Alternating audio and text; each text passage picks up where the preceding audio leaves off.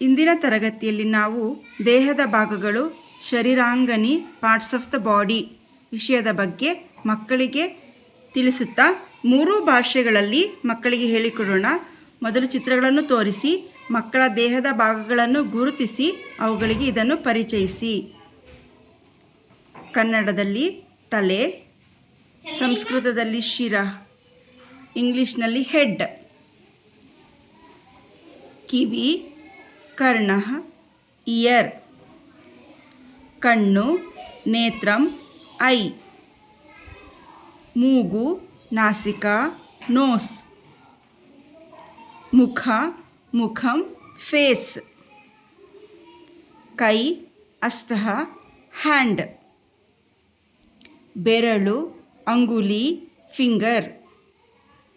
ಉಗುರು, ನಖ, ನೇಲ್. ತೋಳು, ಬಾಹು, ಆರ್ಮ್. ಹೊಟ್ಟೆ, ಉದರಂ, ಸ್ಟಮಕ್.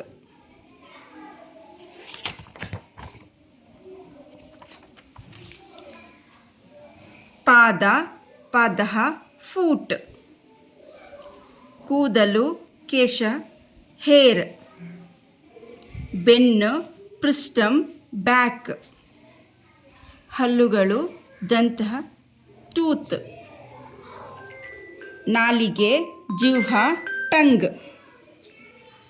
ಹಾಗೆ ಮಕ್ಕಳಿಗೆ ಚಿತ್ರಗಳನ್ನು ತೋರಿಸುತ್ತಾ ಮತ್ತು ಅವರ ದೇಹದ ಭಾಗಗಳನ್ನು ತೋರಿಸಿ ಇದನ್ನು ಪ್ರತಿದಿನ ಅಭ್ಯಾಸ ಮಾಡಿಸಿ.